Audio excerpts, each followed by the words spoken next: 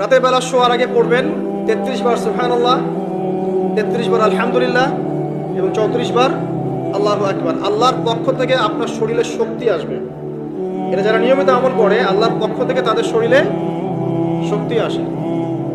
হ্যাঁ, কারণ এইটা রাসূল সাল্লাল্লাহু আলাইহি ওয়াসাল্লাম কাকে শিখিয়ে দিয়েছেন? তার মেয়ে ফাতিমা রাদিয়াল্লাহু আনহাকে। ফাতিমা রাদিয়াল্লাহু আনহা এবং আলী রাদিয়াল্লাহু আনহু তারা দুজন গিয়েছেন আল্লাহ রাসূলের দরবারে, গিয়ে বলেছেন আমাদেরকে একজন দাসী বা দাস দিন, বাসার অনেক কাজ আমরা করতে পারি না, লাগে না কাজের মানুষ। নবী সাল্লাল্লাহু আলাইহি ওয়াসাল্লাম বলছেন যে আমি কি তোমাদেরকে এমন কিছু শিখিয়ে দিব যেটা তোমাদের এই দাস দাসের অভাব পূরণ করে দিবে, প্রয়োজন হবে না? অবশ্যই শিখিয়ে দিন।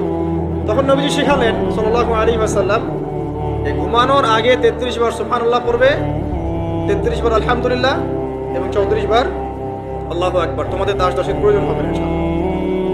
ব্যাখ্যায় অনেক ওলামায়ে কেরাম বলেছেন যে এটা নিয়মিত আমল করতে থাকলে রোগ ব্যাধি কম হয়, শরীরে শক্তি আসে, এনার্জি বাড়ে, আপনি নিজের কাজ নিজেই করতে পারবেন ইনশাআল্লাহ।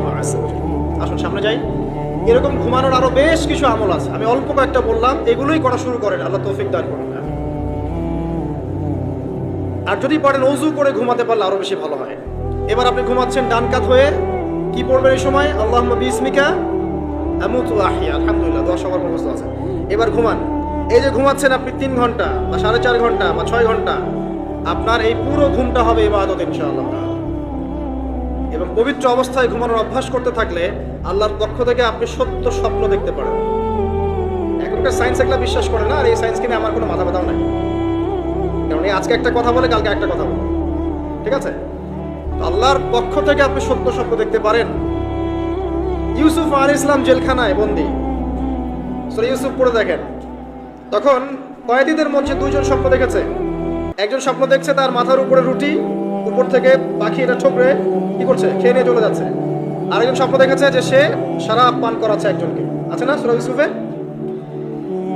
তো ইউসুফ আলাইহিস সালাম বললেন যে যার মাথা থেকে পাখি ঠোকরায় খেয়ে নিচ্ছে খাবার, তাকে শুলদণ্ড দেওয়া হবে। আর যে শরাব পান করাচ্ছে সে অতি শীঘ্রই মুক্ত হয়ে যাবে, জেল থেকে ছাড়া হয়ে যাবে। কয়দিন পর তাই হলো। এই যে স্বপ্ন যারা দেখেছে এরা কি মুসলিম? এই স্বপ্ন যারা দেখেছে এরা কিন্তু মুসলিম না। ইউসুফ আলাইহিস সালাম মুসলিম, তিনি আল্লাহর নবী, তিনি স্বপ্নের ব্যাখ্যা করছেন, কিন্তু এখানে একজন অমুসলিমের স্বপ্ন সত্য হয়েছে। একজন অমুসলিমকে আল্লাহ পাক স্বপ্ন দেখাতে পারেন, দলিল আছে কোরআনে। সত্য স্বপ্নের একটা বিষয় আছে যেটার জন্য অবশ্যই আল্লাহর পক্ষ থেকে নূর দরকার, স্বচ্ছ একটা মন দরকার, কলবুন সালিম দরকার, বেশি বেশি আমল দরকার, হ্যাঁ, আধ্যাত্মিকত্ব দরকার, আল্লাহর মারিফত দরকার। তারপরে ইনশাআল্লাহ সত্য স্বপ্নের প্রশ্ন আসবে। সারাদিন টিভি দেখে, গান সিরিয়াল দেখে, গালিগালাজ করে, গীবত তহমত করে, খোঁচাখুচি করে, চুলাচুলি করে, এদের সাথে সত্য স্বপ্নের কি সম্পর্ক? এদের কিন্তু শয়তান স্বপ্ন দেখা। কথা বুঝতে পারছেন না?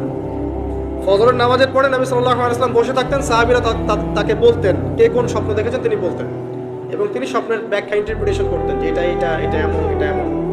এমনকি এই যে আপনার উহুদের যুদ্ধের আগের রাতে অনেক সাহাবী স্বপ্ন দেখেছেন, এবং পরের দিন দেখবেন উহুদের দিনে অনেক সাহাবী শহীদ হয়েছে।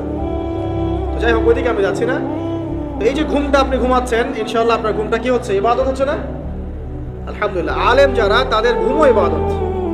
যারা মুসলিম, মুমিন, মুত্তাকি, আলেম, তাদের ঘুমগুলো কি